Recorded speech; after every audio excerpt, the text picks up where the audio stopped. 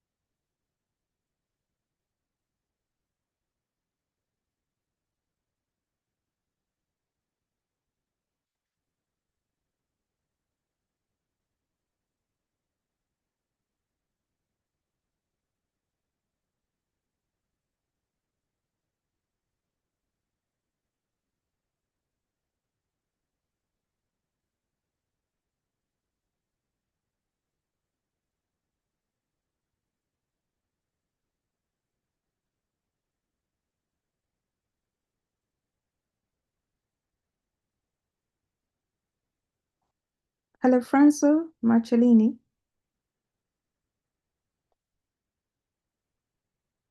Franzo.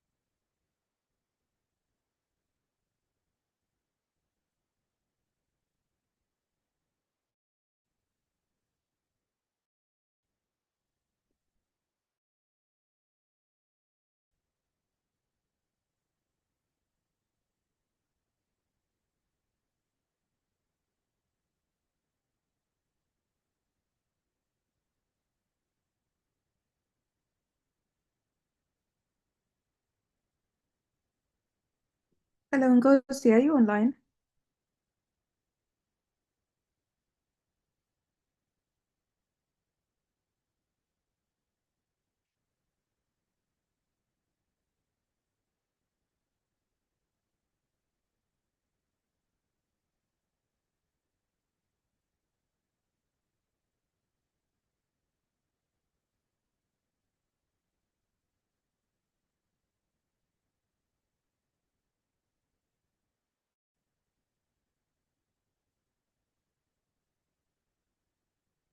Hello, Franzo.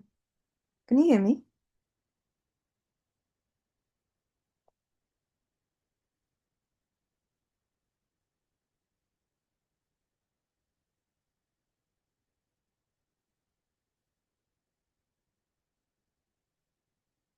Hello, Franzo. I'm just checking. Can you hear me? Yeah, so if you have a pen, just yeah.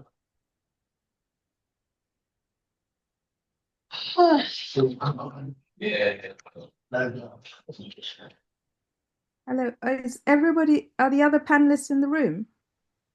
No, we have only one panelist in the room and the other one panelist online.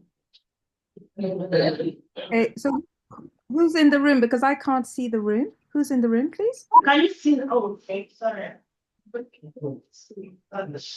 I can just see Franzo. Can you see the The room now? I can just see the tech. No, Can you see the room now? no, I can't. Because if you're there, can you see the room? No, I can't see the room. So I want to know if it's from your end or from us. So I'm asking the other panelists in the room online. Ngozi, can you see the room, please? Okay, let's.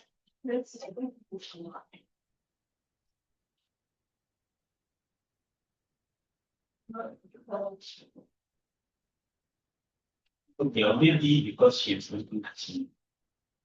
No. yeah, I can see Franzo. I can only see Franzo. Okay, that Okay. Oh, that's not the, but you can see somebody now. I can see Franzo, but I can't tell if the other His name panelists is have not arrived Francis. in the It's room. just the name of the laptop of the Zoom workplace and the okay. This is just the name of the Zoom admin we're using. So his name is Oluwaseun, yes. So who's in the room? Who is the I can see Ngozi online. Exactly. And So we are only two panelists. pardon? Oluwaseun is also in the room. So that means Okay. software application is absent and Oluwaseun is absent. So we only have two panelists now. Okay, should we give them 5 minutes? Or are people waiting Okay, in the room this already? will be deducted from the time. So that means the panel is supposed to start by 5:30. So this is 5:32. And the panel ends by 7 p.m. So yeah. So you Yeah, but can I'm wait just saying if on there's and share to wait. Yeah. I think I'll wait until 35 past, 3 more minutes. Okay.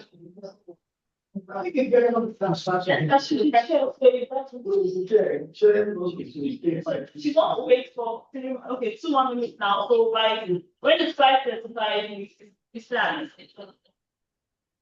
Yes, I'm going to start at 35. 2 minutes, please. Okay. So I want to know in the room, I've got Oluwaseun Kugbai. Yes, this is Oluwaseun. Okay, and then I've got Ngozi Ozo. That's it.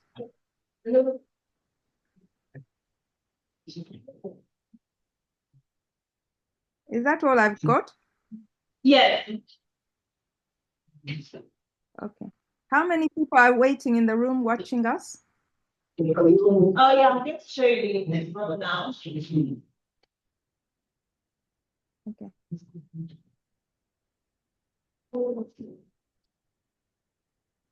Okay, so let me intro. Okay, thank you so much for joining us. Let me just introduce us. At least I am surprised that Tope. I'm surprised that Tope Akinyetun is not there because I've received an abstract from them, so I thought they would be there. So I only heard from them the other day, so I haven't received any other apologies.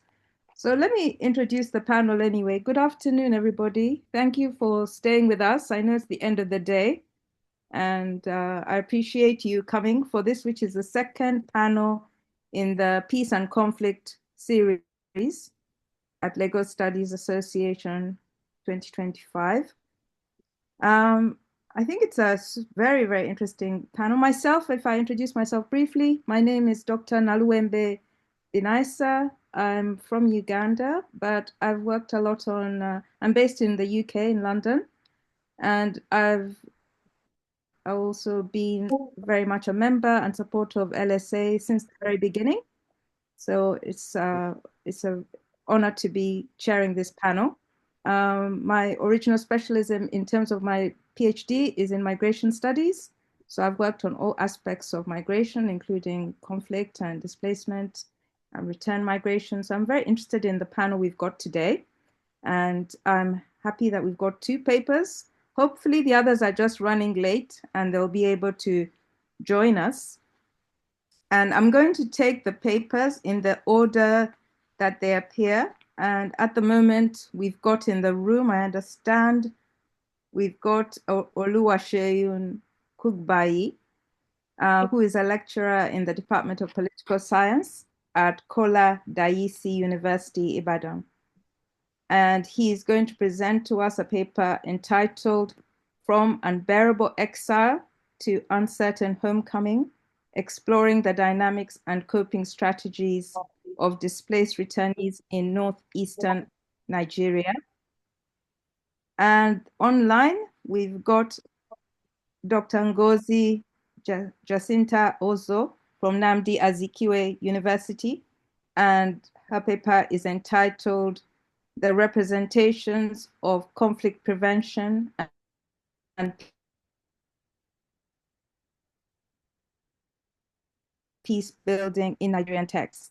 So those are our two panelists who will continue with them, but I can't see the room, so somebody please will have to indicate either in the chat, the technician person please, to let me know if the other two come in, and we will also give them time.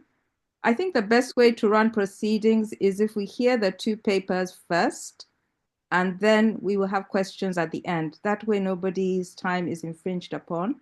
And my understanding was that with a four paper panel, everybody has 15 minutes. So that's probably what you've prepared anyway. So let's stay with that original schedule.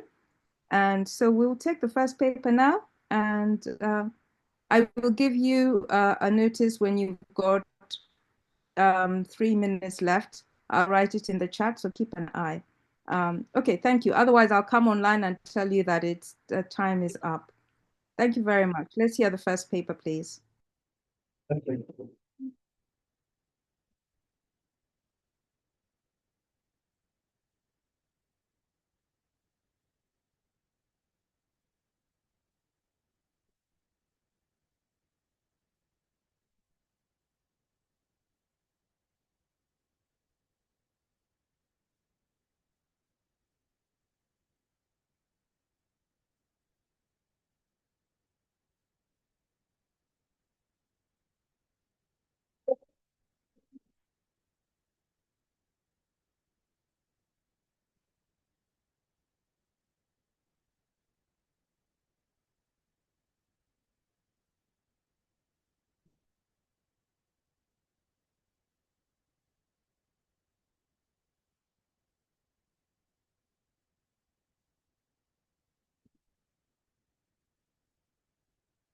Thank you very much for the wonderful introduction.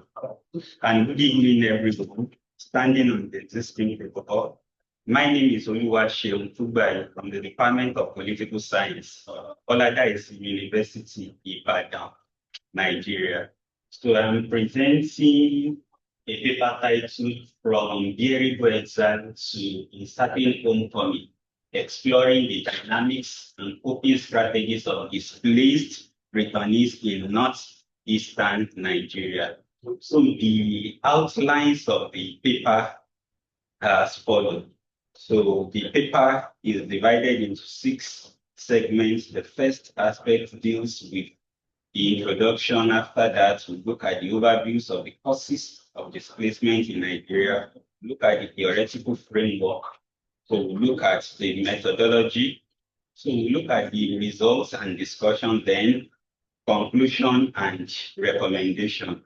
So internal displacement has increasingly become a recurring issue globally, and findings across the board shows that more than millions of people have been forced to abandon their homes to seek safety elsewhere.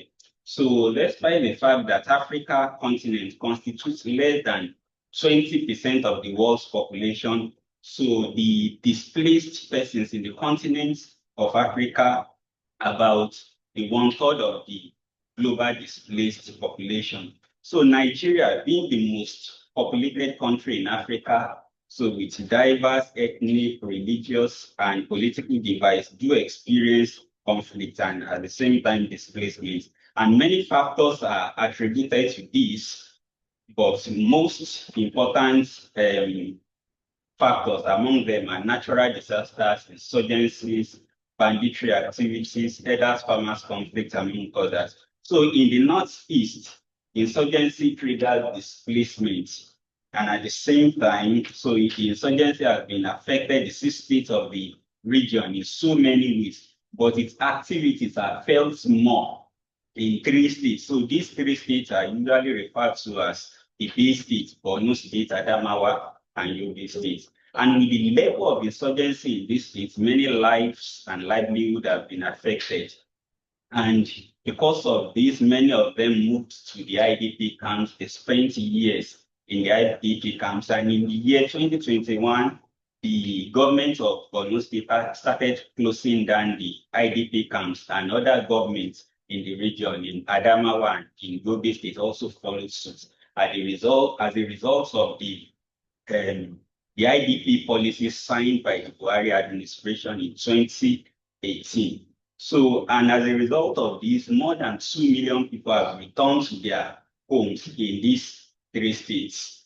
So, in the light of the foregoing, the study then examines the experiences of displaced returnees in northeastern Nigeria. So, focusing on the challenges they encounter upon returning home and the coping strategies they employ to rebuild their lives. So the study is anchored on the challenge and response theory. So the theory was propounded by Arnold Toynbee, and he identified that environmental and human activities do cause disharmony and underdevelopment in any society. And he also explained that the disharmony may come in 2 forms: as a result of environmental factors and as a result of human factors.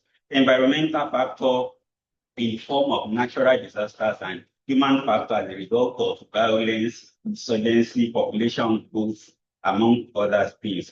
And he explained that response means the action taken by the affected people to cope with the situation. And he is of the opinion that response required leadership, vision, sustainable actions, among other things. So in this study, effort has been made to use the theory of challenge and response theory to explain the experiences of internally displaced people when they left home and when they returned home. So the study area is northeast Nigeria. So in the northeast Nigeria, there are 6 states: Adamawa State, Bauchi State, Borno, Gombe, Taraba, and Yobe State. But for this study, attention is being focused on 3 major states, and the 3 major states are the Bay State, Adamawa, Yobe, and Borno states. And the focus is on these 3 major states because many IDPs return to these 3 states. So the study is being driven by mixed method research design, and the study population, according to IOM 2023, they are counted as 2,110,039 people have returned to their ancestral homes in these 3 states, and the breakdown has fallen: Borno State 94185, Adamawa, Yobe State. So it is displayed there. So data for the studies were collected using 3 major instruments, namely questionnaire, interview, and participant observation as well. So for the survey, so I employed multi-stage sampling technique. So out of the 2 million plus people, so questionnaires were administered to 399 people.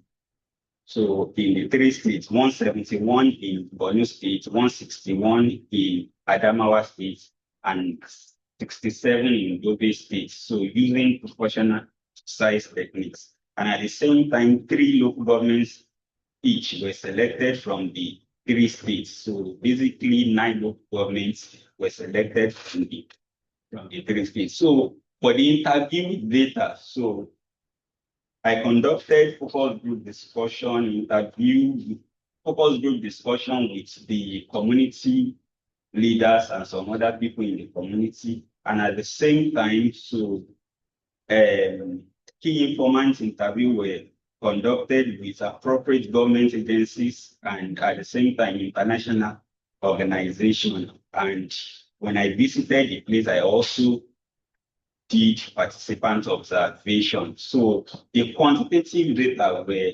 analyzed using descriptive statistics, and at the same time, qualitative data were subjected to content analysis.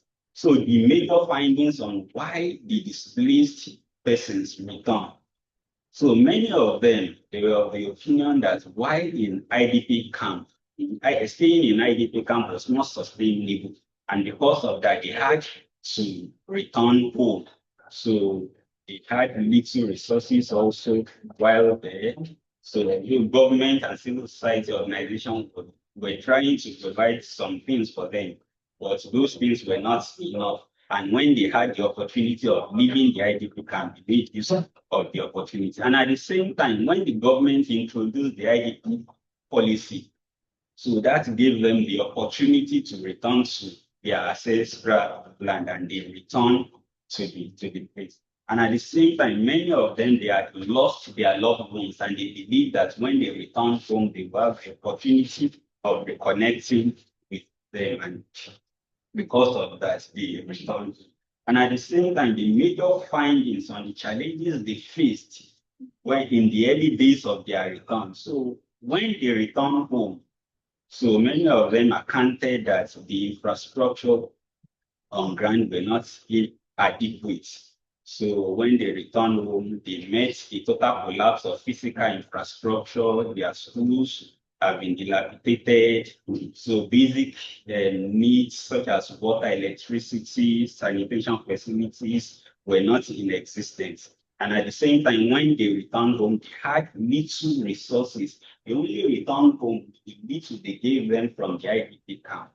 So they also had limited resources. And at the same time, another challenge is that in the early days of their return, so they were faced with unstable environments. So in some environments, they were struggling with the insurgents and they had to defend themselves. And at the same time, in their environments, so they had military presence, and we all know how the soldiers do behave. So because of that, that was also a challenge to them. So now to the major findings on intervention of government and intergovernmental organizations during their returns, and at the same time, the coping strategies they employed also. So the results show that strategies put in place for the implementation of the reintegration policies include access to land. So government tried as much as possible to reclaim their lands for them from the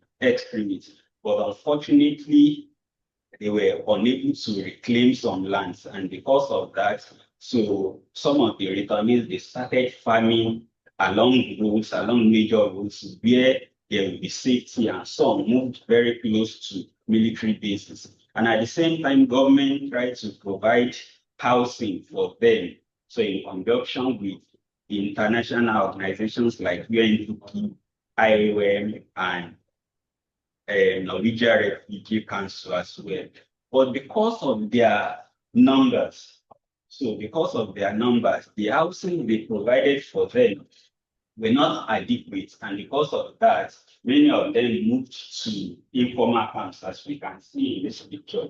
So many of them moved to the informal camps. So some of them, they had the privilege of staying in the houses provided by the government. So in this picture, some of them returned to their household. And in the community, some they started using makeshift apartments. And in that picture, some of them they were farming close to the roads. And at the same time, the result also shows that government provided primary and secondary education for them. So when I visited the place, they had the opportunity of attending primary and secondary school. But many of them, when they finished their secondary education, so they did not have the opportunity of continuing their education. And because of that, they started vocational trainings and some started farming. And at the same time, in some of the communities I visited, they also had access to health care facilities. So at the same time, many of them, they are counted at the environment community. So the security had improved. But notwithstanding, many of the communities, many of them are still living in fear as a result of the attacks by the insurgent groups. So, for instance, when I visited other local governments, I can remember that night. So, one man was telling me that in the middle of the night, I should not be afraid, that it is likely I will be hearing the sound of gunshots. So, I should not be afraid of anything. That the insurgents, they were still very much around us. The soldiers are just trying to 3 minutes left. them. And in order to secure themselves, many of them joined CGTF. So the Joint Civilian Joint Task Force. So and they are helping the soldiers in protecting themselves. Since they are the ones that understand the environment very well, they are giving information to soldiers and they are also trying to protect themselves. Yes, regarding access to livelihood, when they were leaving camp, so many of them, government provided a one-off grants for them. So in some localities, some IDP camps, they give them 100,000 naira. In some IDP camps, they give them 200,000 naira. So but that one-off grant was not enough. Many of them used the money to transport themselves back to their communities. And when they go to the community, they had to start afresh. And when they started afresh, they did not, many of them, a large number of them are farmers, and they did not have access to their farms. So because of that, they started farming close to roadsides. And some of them, they started providing, they started engaging themselves in menial jobs for other people in the locality. And some, they started participating in cash for work programs by the NGOs. For example, many of the NGOs, when they visit a community and they are trying to provide something for them, so they employ the people in the communities to do the work, and at the end of the day, they pay them. And at the You have 2 minutes left, please. Can you round up, please? Okay, thank you very much. So many of them also form cooperative society, so in the local area, and they are contributing little. And at the end of the day, they give the money to someone today to use it to do something. Tomorrow they will contribute for another set of people, and they will also use that to do something. In conclusion, so the return journey of the displaced persons in northeastern Nigeria is fraught with systemic security and socioeconomic challenges. So while significant effort by governments and international actors have supported the reintegration process, many returnees continue to live in precarious situations with limited support. So, and in the light of this, the study recommended that livelihood support initiative for reintegrated population should be systematically incorporated into national social investment programs, be at the federal level, also at the state level. And at the same time, the study recommended that government should introduce a comprehensive rural infrastructure recovery policy. So, and that should focus on rural areas, because in all the rural areas I visited in the Northeast, despite the fact that some of them returned 2 years ago, so up till now, they do not have access to electricity. Some of them, they are still struggling with Thank you so much. water. Thank you, and God bless. Oh, okay, thank you so much. We can pick up some more of your the points you've raised in the question session. So let's turn now to Ngozi Ozo, please.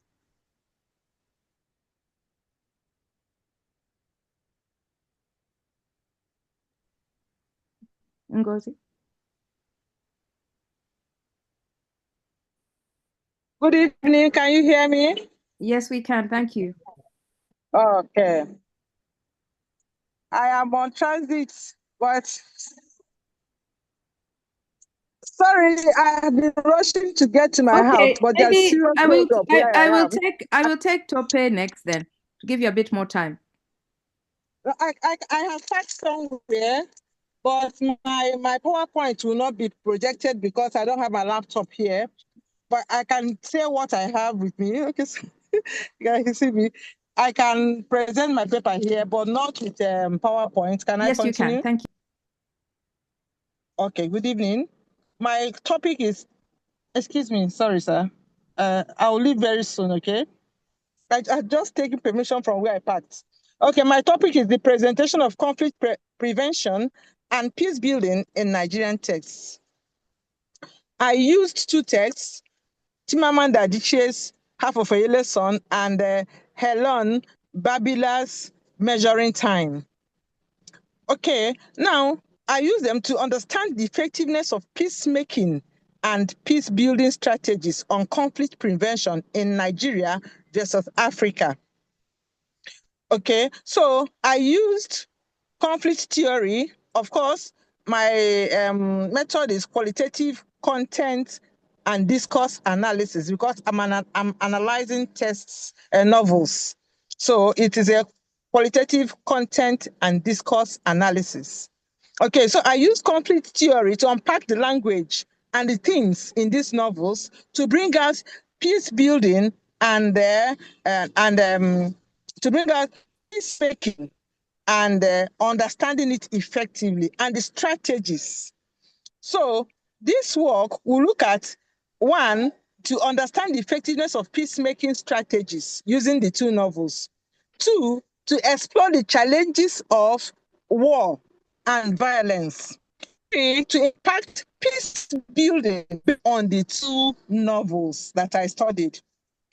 Okay, so this war, it could be, the conflict could be real war, it could be family war, like family violence.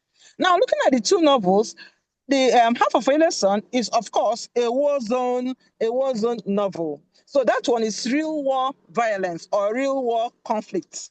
And then the other one, which is Measuring Time by Helen Babila, is all about family war precisely. Though it had war, real war, but the real war was not shown to us per se, because the real war was shown through the letters a brother wrote to the brother concerning the war he was in. So we did not really face the war physically, but we faced violence, yet it's family violence, more in Measuring Time. Okay, so this paper now tries to understand the effectiveness of peacemaking strategy and explore its challenges and impact of peace building based on them. Now, let us look at this novel. Let us look at them. Literature, of course, shows justice and accountability and community-based initiatives. These three, which is justice, accountability, community-based initiatives, must be embraced for peace to reign. In the novel, like Half of a Yellow Sun, we were told how Olanna, Richard, Kainene, and Odenibo faced civil war. Olanna was raped severally by army soldiers. Many of them were homeless. Many of them lost their siblings, their close relations. Many of them caught different diseases. Many of them had trauma, so many trauma that they could not even place. Now, when we look at the other novel, which is Measuring Time is a novel that had violence, especially family violence, domestic violence, trauma, emotionally, psychologically. The twins, La Mama and the Mamu, two of them are twins. La Mamo and the Mamu are twins. Unfortunately, Mamo is a sickle cell patient. Then La Mama is a stronger person. He's not a sickle cell patient. But the problem is that their father maltreated their mama until their mom died. And so when they now grew up to adulthood, people, their neighbors, started telling them what their father did to their mother. Meanwhile, their father does not like them per se. He doesn't like them per se, but he's trying to be a father figure for them. But they noticed it. And because they noticed, they hate their father to anything you can think of. And so the family becomes a family of violence where the father does not care. The children equally does not care because they do not love their father. And so they try to pay their father back in his own coin. Even when the man was sick, they neglected him. And so many things to show that they don't want to know about the man. And then all of a sudden, the one that is strong, that is La Mama, left the house and engaged in an East African war. In that war, he keeps on writing to his brother, telling him about war. One, he tells about diseases, about killing, about violence, about disillusionment, about senseless killing during the war, conflicts between countries in eastern part of Africa. Okay, then the other one, Kaine, half of a lesson, it's all about war as well. It is war in the sense that Olanna and Kainene are twins again. So I looked at books that have twins. Olanna and Kainene are twins, but they are female. In the other measuring to the test, the twins there are males. In half of a lesson, the twins here are females. So Olanna later got married to Odenibo after he had spent time with Richard. Richard is a British young man that came down to Nigeria. And so there's a culture conflict here, kind of. There's a culture conflict. The same way there is a culture conflict in measuring time when La Mama went to East Africa. There was a culture conflict. But like I said, that word there was not really portrayed. It was portrayed through letters written by La Mama to his brother, telling him about the conflict, cultural conflict, social conflict, disillusionment, and senseless killings in East Africa through the letters he wrote to his brother. But in South of Yellowstone, it showed black and white that they really suffered because of the war. Now, what are these new perspectives? Because my work is able to use literature to unpack complexities of peace building in ways that can contribute new perspectives and findings that will add to existing knowledge. What are these new perspectives? One, these new perspectives, in half of a lesson, kindness disappearance serve as a symbol of effect of war on individual and communities. How? His disappearance represents trauma. It represents loss. It represents because she was raped, she was beaten, she saw so many people dying, her relations. So the trauma was too much. So she disappeared because of all these experiences she had. And because of that, it's a new perspective telling us that her disappearance represents trauma, it represents disruption of identity, it represents community impact. It has community impact. Now, what of the other book, which is Measuring Time? Lamama's vanished because Lamama later disappeared and joined the war. So his disappearance also has effect on violence, on trauma and loss, identity and uncertainty, justice and accountability. Therefore, we acknowledge the past and we learn to hold perpetrators accountable. Who are the causes of this war? Of course, we know that half of a lesson is all about Nigerian civil war, which started in 1967 and ended in 1970. Who are the causes of this war? These are the generals in the army. Because of one argument or the other, there's the coup. That's why they did coup, and this one did not do coup, and this one were involved in the coup, and so they started this war. And so, how do we now look for peace? By holding the perpetrators accountable to what they did. That is it. That is what the book is telling us. The books are telling us that we must hold whoever that caused war, whoever that caused violence responsible. He must give account and therefore must be punished. That is one, how to get peace. Another way of getting peace is that the community, is that we have to rebuild our communities. We have to rebuild our communities. How are we going to rebuild our community? The novel, according to these novels, highlighted or highlight community based on initiative support system for individuals. And these support systems, education. So education gives us what? Critical thinking. Education again creates social and political awareness. This is seen in Odeniwo's character. Yes, it's seen in Odeniwo's character because Odeniwo is the epitome of education in Half of a Yellow Sun. So, and I did examine education. I mean, how education might help avert conflict and build peace. So, the difficulties of peace building following a conflict are also depicted in the books. Therefore, how are we going to get this peace that you are talking of? We have to look at the books. Both books are interested in creating peace by holding people that started it accountable, by building our society, by promoting education. Now, how else do they think that how are they, where again are they interested in? Both books are interested in interpersonal ties. They believe that interpersonal ties can create peace. How can interpersonal ties create peace? Interpersonal ties can create peace easily by communication, by staying together, by staying in a community as a unit, by behaving well in the community, by averting war.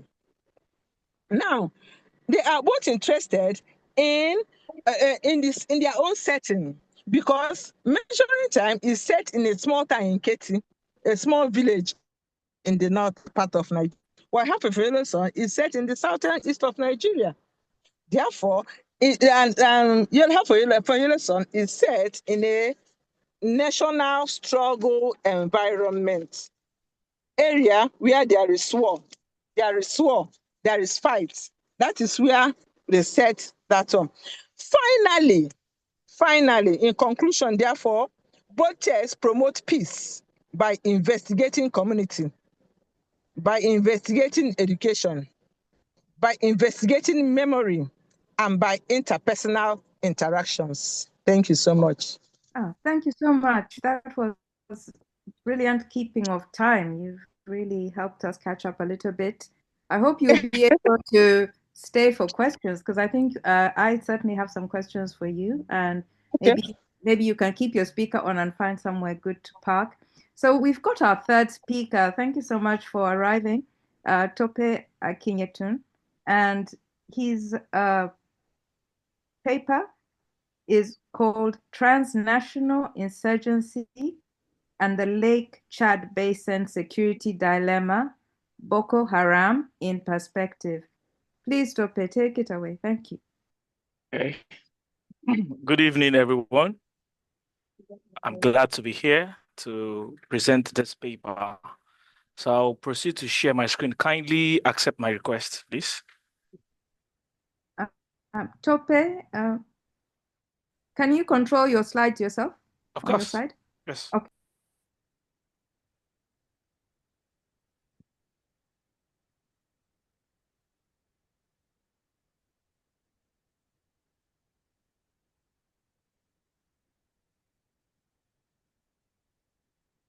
Okay. Now that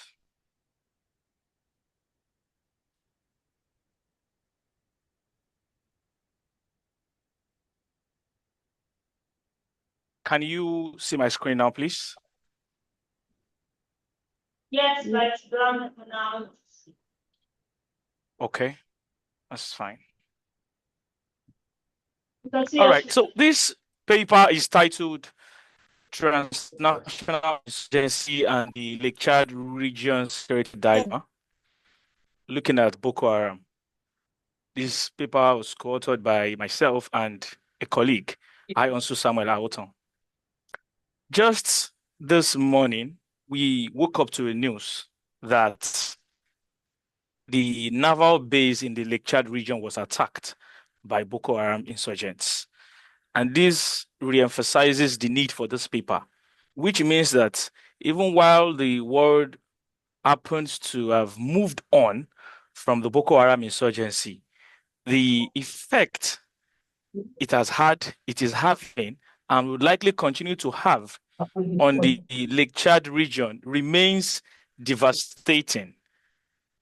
By Lake Chad region, we are talking about an avenue or an area that undercuts four major countries: Nigeria, Niger Republic, Chad, and Cameroon. These countries happen to share borders. Therefore, the spread of Boko Haram in this region is strategic. What we have experienced over time is a region that is volatile and that has given room for the spread of insurgency. What we have recorded is the persistence of insecurity, starting from Nigeria and spread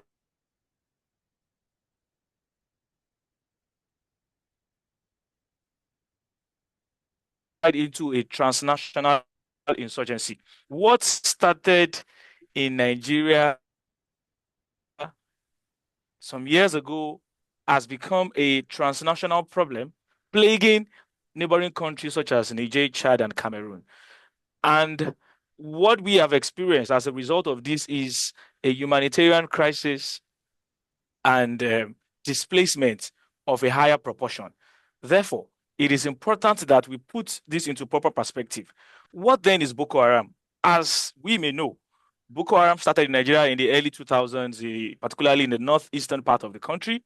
And very well,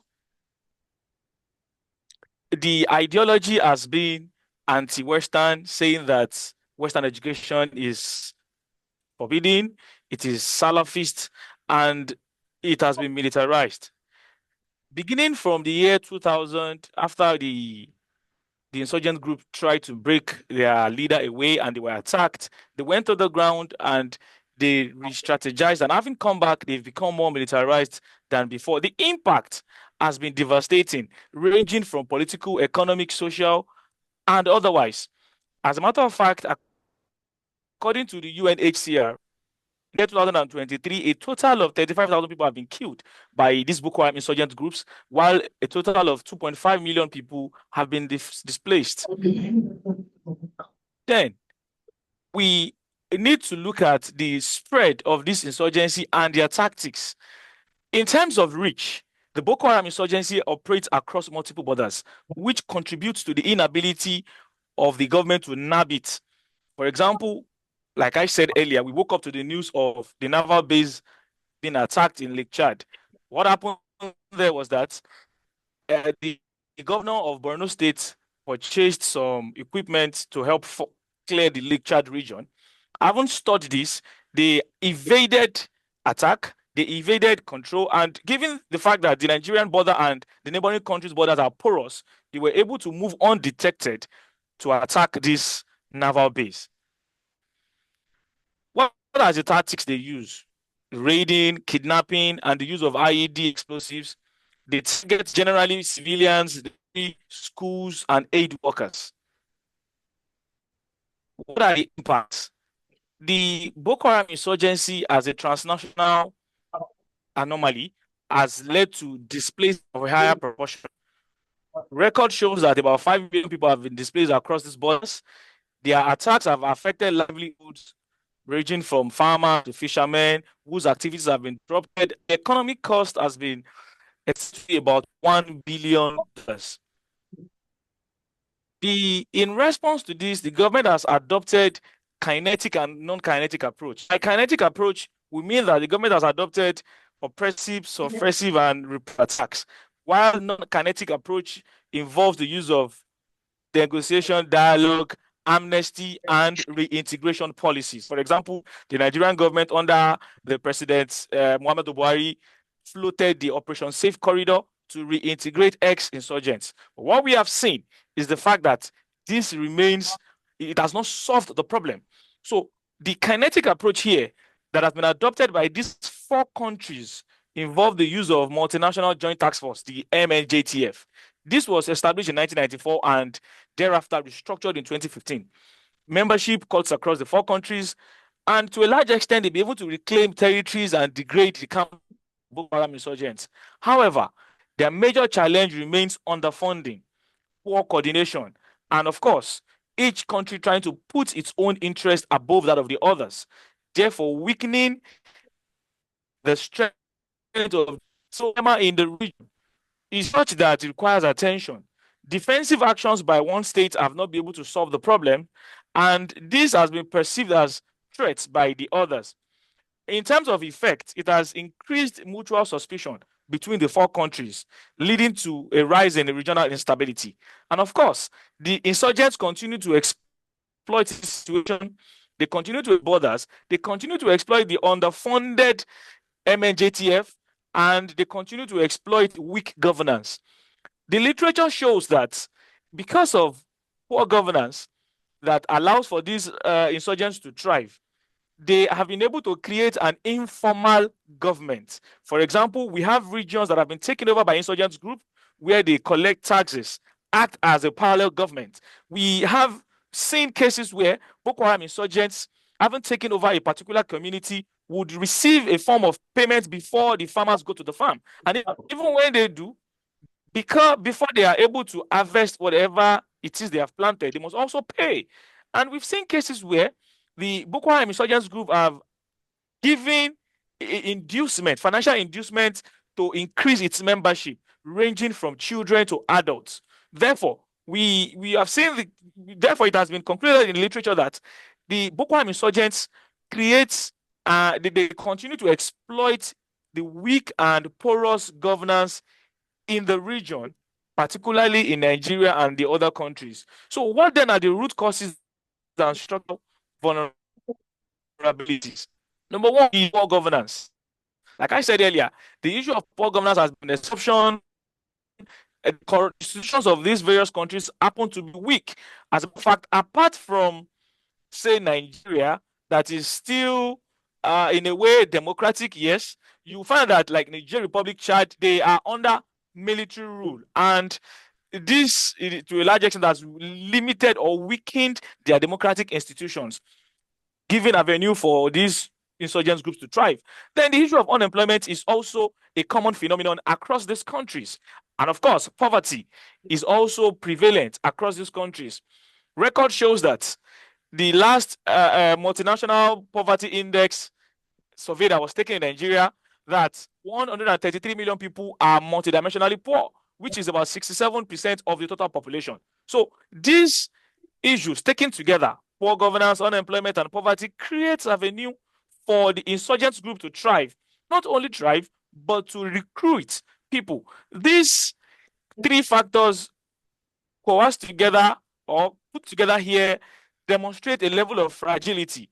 And of course, fragility creates a fertile ground for radicalization and recruitment of people into insurgent groups.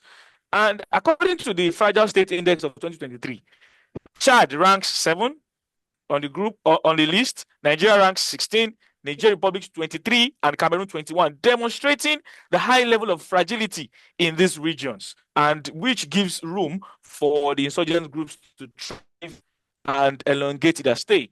So what then are the key findings of our research? That one, Boko Haram flourishes because of regional fragility and because of the weak coordination between these four countries. Like I said earlier, each country tends to put its own interests above that of the others. And of course, the MNJTF is limited. It has a limited success because of its operational and political constraints, and it is vulnerable. The vulnerability amplifies the crisis. The vulnerability is driven by poverty, it's driven by exclusion and governance failures. And beyond military issue, these countries also suffer from developmental challenges, which allows for insurgent groups to thrive. We therefore conclude that there should be a systemic strengthening of the MNJTF through funding, intelligence, and logistics, and that there should be investment in development. For example, there should be youth and employment, there should be training, capacity building, resilience building, and infrastructure. Evidence from the literature shows that a majority of these groups thrive because of the number of youths that they employ or that they adopt into their or they radicalize. And number three, we recommend that there should be promotion of collaboration.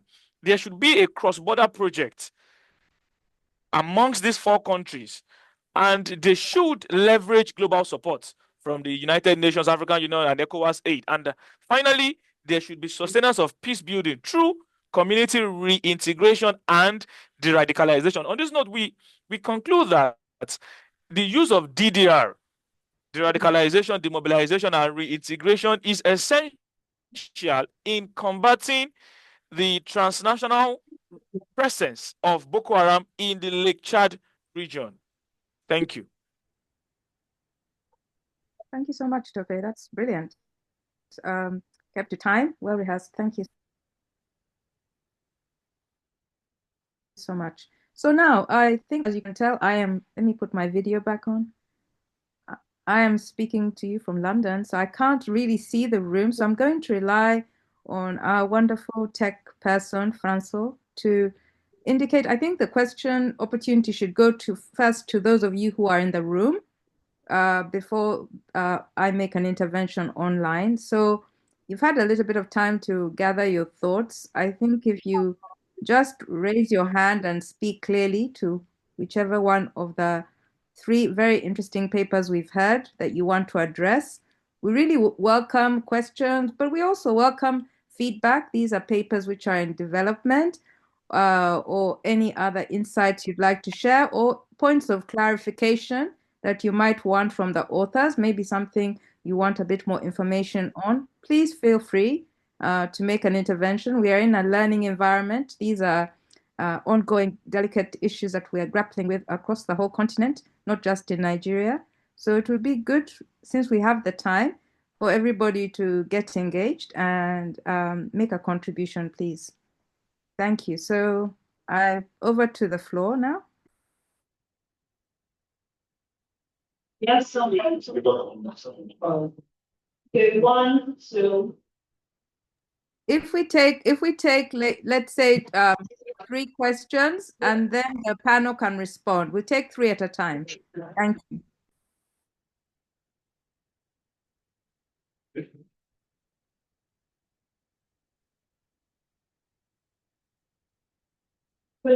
Yes. Okay, my question will be for scholarship students. Okay. I want to commend you for the work well done. Right? I want to compare that I think I was actually sent to be something like this because of the fear of that. I have to change my methodology. But I want to ask, what was your driving force? Why you one day? Because going to those areas, people say, but you found it any organization or what's, if not, if what's actually the driving force? Actually, going to the government. What do you say? Yes. So okay, you can take the 2 questions now. I'm ready. Thank you. Okay, so how do you actually one? Yes. Go ahead with your question. Just thank you. Okay, so Yeah. All right, Sharon, thank you for bringing us very graphic pictures from the crime, from the from the terrorist scene. And then I would like to ask, how were you able to navigate the communities? How were you able to earn the trust of the people? Because beyond putting up with publication, it is also important that the methodology you use to explore this, sorry, I feel a bit late, especially as it has to do with you winning the trust of these guys. I don't know if you speak Hausa or what language you use to be able to communicate with them, because for me, what you have done is something that many of us scholars will never want to attempt. How was the traveling like? How many days did you travel? What were your experiences? I will be glad for you to talk to us. They trust everything that has to do with that, these things. Talk to us, please. Thank you. Thank you. Okay, so thank you for the work. Thank you so much for you to. I've been planning to do that. Never in fact that everybody is feeling it. I'm still thinking in my head.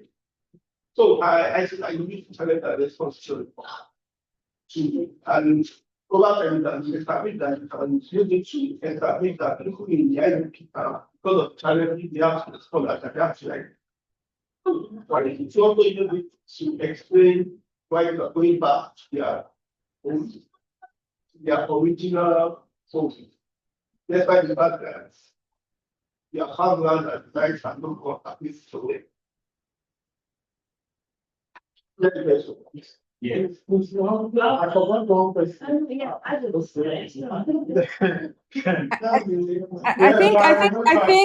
I think we need to hear him answer first, please. He's Let's- not now. it's nothing that sometimes I end down. So let me ask before. He's writing the questions down now. Yes. Okay, maybe I can answer the 3 questions first. Okay. No, Yeah. mine is very short. I would like to ask, you mentioned that government gave them 200,000, 100,000 so a flat rate to every household as a means of resettlement. Am I correct? I want to say. Okay. I need to find out. Knowing that this meager amount cannot settle them is one problem. And the other problem, in the other hand, is how secure are the communities that these guys are returning to? Because if that issue is not dealt with, it means that these guys will return for them, and it's going to be a killing stroke. Thank you very much. Thank you. Thank you very much for the questions. Okay, let me start with the question from Dr. Animasha. Writing first. Okay, let me say that this paper is part of my doctoral thesis. So it is part of my doctoral thesis. So I started the work in the late 2021. And when I started, the first question my supervisor asked me was that is research. So and when he asked the question, so we had long conversations. And at the end of the day, we concluded that, okay, give me 1 year. At the end of the 1 year, if I will not be able to do it, I will drop it and I will do another thing. He raised so many issues. The issue of resources, navigating the place, and everything. And I told him that, don't worry, I will find answers to everything in the space of 12 months. And if I find it difficult to answer any of the questions, I will drop it and I'll start another thing. So after that, we started. So I started applying for so many things, bringing from so many things. At the end of the day, I was able to get little. But immediately I got the little, that opened doors for everything, meeting people, connection, and every other thing. And that settles everything. So, yes, that is the driving force. How I navigated the communities. Yes, when I started preparing for field work, so I had contact with so many people in Northeastern Nigeria. The first thing I did is recruiting people that understood the environment very well. So I was able to recruit 3, one from Adamawa, one from Global, and at the same time, one from Ghana. At the end of the day, in Borno State alone, I used 4 research assistants at the end of the day. So I used one for Buddha because the people I used in Congo did not ready to follow me to Buddha. So at the end of the day, I looked for another person in Buddha. So at the end of the day, I used 4 research assistants.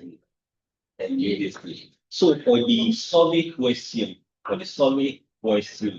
so because of the issue of trust, so we employ this style. We use Kobo software. So we entered all the questions on Kobo software. So I was monitoring everything. You know, on Kobo software, the location where they collected the data will be there and everything. And that solved the question of trust. So for other things, participant observation, interview questions, I was there myself. We conducted everything, even though in some locations I did not understand the language. So in Gozal community, I did not understand the language. In Congo, I did not understand the language, but we conducted the interview. And at the end of the day, I shared the transcripts with someone, sorry, with the recorded question with someone, and they transcribed everything. So, okay, challenge and response theory. The response informing going back to their community. Yes, even going back to their community is a form of response. Knowing IDP camp, at some point, they started facing another challenges, limited resources, and they started looking for way out. Okay, what is the way out? And many of them, they discovered that, okay, if we have the opportunity of going back to our community, even though we don't have access to our farmland, we will find our way around it. And some of them started farming along the road. Some moved very close to military camps as military bases, and they started their thing there. And some of them even joined the military in providing safety for themselves. So even going back to their community is a form of response. Any other? One of payment. No flat rate for everybody. They pay them according to the number of people in the family. Okay. So some people collected 100, some I think 150, some 200. So I got the information from Semi and all the rest. Oh, thank you. Thanks. The issue of trust, I think one was referring to how are you able to get the trust of the people? And I don't see you as someone that is, They don't. Okay, yes. The first thing I did in all the 3 states. So in Borno State, the first thing I did, I went to Borno Sema, collected a letter from the clearance letter. And in all the communities, I showed them the letter that, see, I am a researcher. I am here to carry out research, and at the same time, I'm here to help you. What are the things you are facing? Even though people out there, they don't know, they will be able to know as a result of the findings of these results, of this research. Some people, they declined, and some people responded. Thank you so much. Okay. Okay. Any other questions? I think we can also pause and take some questions, please, for Tope and Ngozi. Are there any questions in the room for other 2 speakers, please? Do you have any questions for Tope and okay. Then go on. For Ngozi, who presented on the representation of conflict prevention and peace in Nigerian text. I'll commend her for the presentation. In spite of the situation she found herself, was able to pass up on the course. Meanwhile, I was expecting, these are my observations, that when she started and set out before I came, I don't know the type of theoretical framework she has chosen to make her arguments. And she has been talking about power, and I believe if she had broken down the different types of conflicts we are able to find in that text, we will be able to harness the perspective from which the kind of violence that was perpetrated in the book can be looked.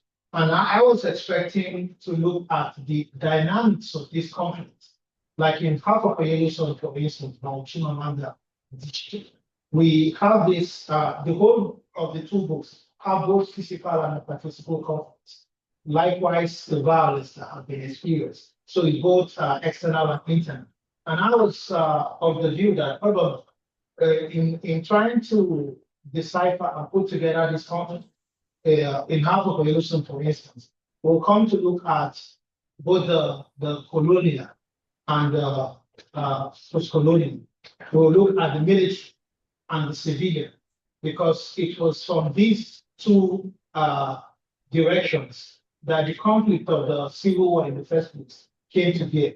And then we look at the federal side, and then we look at the eastern side. The federal side features the whole nation, comprising with the exception of East, where the Biafrans are. So if we are able to put together this location and all, the idea of looking at violence, whether we are looking at it from a psychoanalytical point of view, maybe following a Romanian or Lacanian study, will arrive somewhere. And I want us to, I was expecting that probably she, in half of a yellow sun, sorry, in measuring time, there's the arguments of education and peace building. Both parties, the two brothers, were able to harness their own little way contribution towards peace building. We have seen the other guy who was narrativizing the people's history vis-a-vis the biography of the man, that's the local chief in measuring time and Nadia. And by so doing, he was historicizing while narrativizing, looking at the history of the people, which has helped them to look at where they are coming from and where the glitch in the details of their relationship with their neighbors have occurred. And I was also happy to hear her mention the other brother who went to fight the civil war, who also was able to, it was not really his war, but for the case of Africanism, or let me say peace building, he was able to extend his center. And we could see evidence of that in his letter to his brother, although not as educated as the other who wrote on the history of his people and as well as the biography of the local chief. So in a nutshell, while I'm commending her, I think that the work could be better broken into segments. That when we look at it, it's a form of balancing equation, in the sense that when you find a problem, you find a solution. But when you find a word, you find an opposite.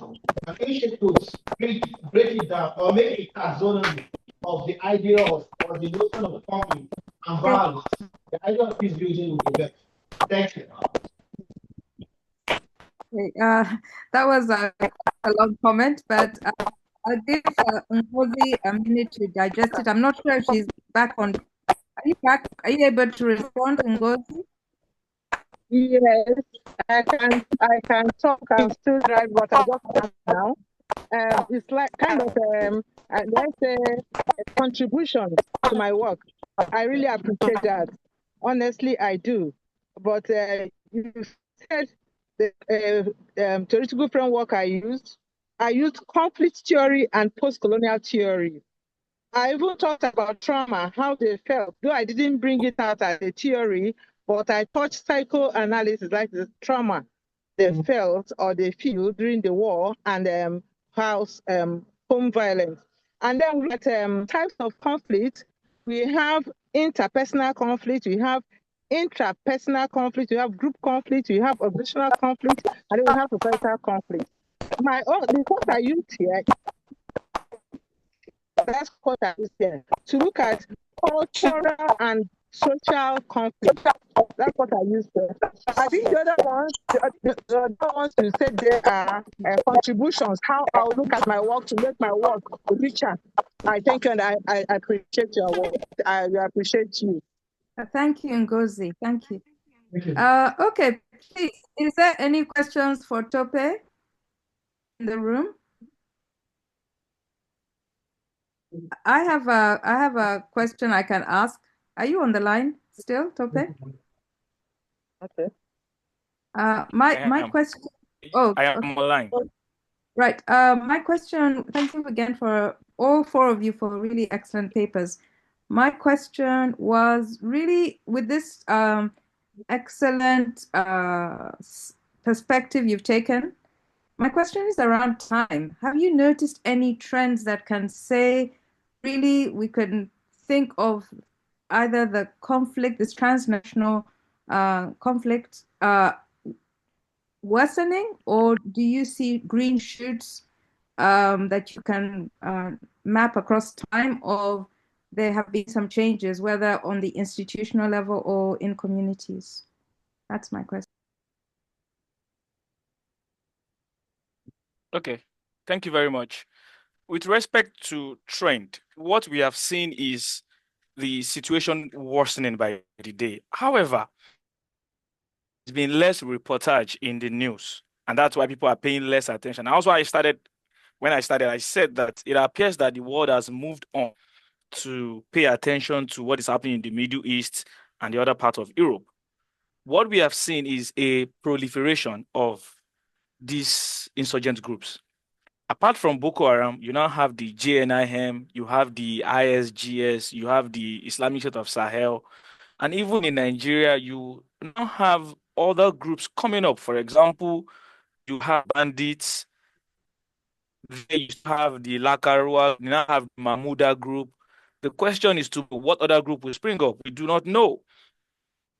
The case is worsening and it is leading to proliferation of these groups. And then with respect to the community, well, the level of grievances that the people bear towards the government is also playing a role in motivating people to join these insurgent groups, rather than these groups forcing or conscripting people to join them. Or we've seen cases where they just provide informal governance. Perhaps they join willingly because of their grievances towards the government. And then there's the issue of ungoverned spaces. In most of these communities, you have many spaces there that the government is not making use of. In short, scholars have argued that the presence of the government in some of these areas is next to nothing. So these ungoverned spaces coinciding with the grievances creates a fertile ground for communities to be made to be radicalized and join the insurgent groups. Thank you. Thank you. And I'm taking the chair's privilege just to make my own comments while I can, while I give you in people in the rooms a little bit of time to think. I also had a comment for Oluwaseun Sheyun. Again, thank you for this great paper. I'm interested in, I think you touched on it a little bit, but not explicitly. And there's quite a bit of literature on how interventions which are made for returnees and displaced people, whether the interventions are in the form of cash transfers or accommodation help, some of the things you've outlined in your paper, that there's sometimes friction between those who are returning, the displaced returnees who are getting some, even though it's a tiny benefit, compared to the communities that are coming back to are equally just as poverty stricken and challenged, and they are not in the category because they didn't leave of obtaining some of these resources. So did you see some of this friction between institutional benefits which are for a specific I, my contribution to Ngozi, I know you're on the road, is really also, I think you touched on it, but I had a question whether you wanted to go deeper into this question of trauma. And I was really interested in your paper, how you raise this, in both novels, there is both a reflection on the intersection between violence that's happening in the society, as well as internal violence that's happening to individuals and within families. And so I was again thinking about the question of trauma, whether it's a thread you want to follow more deeply or whether it's an aside. So yeah, those are my comments. And thank you to everybody for.